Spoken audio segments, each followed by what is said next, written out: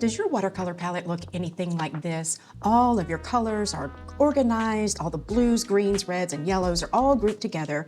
Looks kind of organized, but in reality, it's a bit of a mess, right? Mine used to look like this too, and then let me tell you from experience, it could get very confusing at times. For example, if you don't have each color named and a sample of the color beside the little well that it's in, how in the world do you even know which blue is which?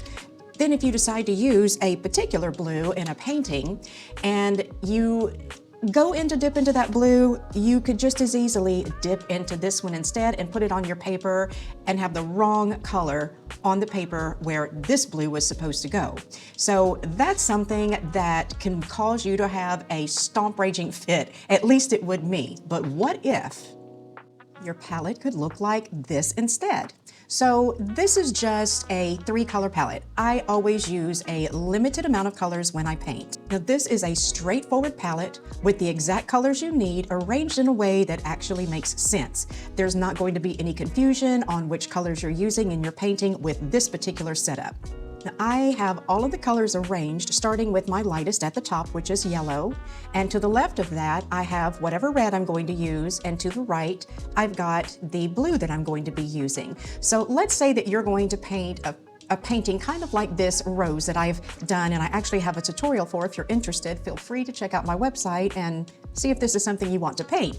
But as you can see, we need some variations of some greens, yellows, blues, pinks, reds. So let me show you how we can accomplish that and it all still be organized and make perfect sense. So if you're wanting to have a light pink color, then just pull some of your red and put it right here, and that's going to give you a light pink that you can use.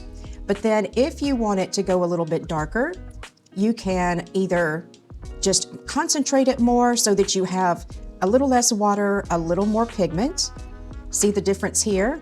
And then let's say that you might need a really deep color for some shadows and that kind of thing. So you can put that there. You can also mix some blue into it. Now I've created kind of a purple here, so I'm going to add a little more red back into it.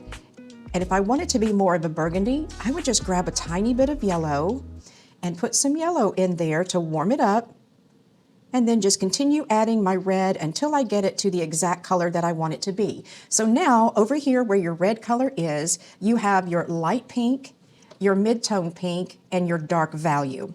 So you're going to need some yellows, greens, and perhaps blue. So for the yellow, you could just have the yellow all on its own right there.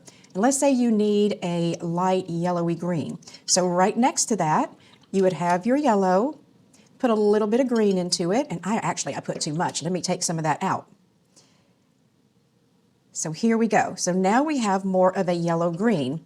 If you need a mid-tone green, you can bring some more of your yellow over. This time you can add a little more blue to it. And now you have more of your just basic mid-tone green. If you want some green that is dark shadows, you can come in and add more blue. But let's say you don't want a blue-green. Then you just come over here and pick up a little bit of your red and start mixing some of that in there, and you're going to get more of a earthy kind of a green. Put a little more red, pick up just a little more yellow. There we go. So that's really an earthy, almost like an olivey green. And you can just keep adding colors to it as you need for whatever the painting colors are that you need to mix up. And then of course, if you need some blue, now I've not really left room on my palette, but you can always pull some blue out into the center, or if you have a larger palette, you can spread them out more evenly. So as you can see, now I've got a little mess up here. Let me clean that back up.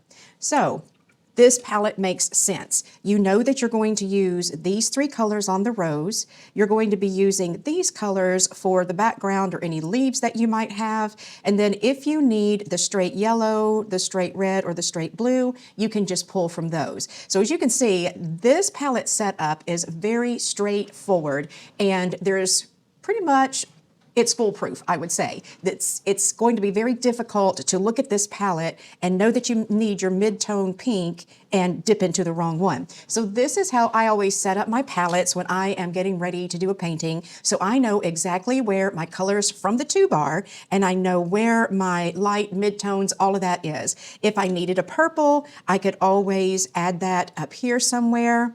I just keep in mind what colors are where. And then, of course, you can see them on your palette as well. So here I've got myself a purple mixed up, which for this particular painting, I would not need a purple, but this is a great way to keep your palette organized, simplified, so that you don't dip into the wrong color and put it into your painting and then do like me and have to have a stomp raging fit over it. So if you have any questions about this or anything else related to watercolor, feel free to leave a comment in the box below. I will have links to the tutorial that I showed you if you're interested, and other links to my favorite products and colors and different things like that. You can also email me. I'll put my email address right here, but then I'll also have that in the description box below too. So thank you so much for watching this little tutorial, and I hope to be able to meet up with you again soon in another one. See you later. Bye.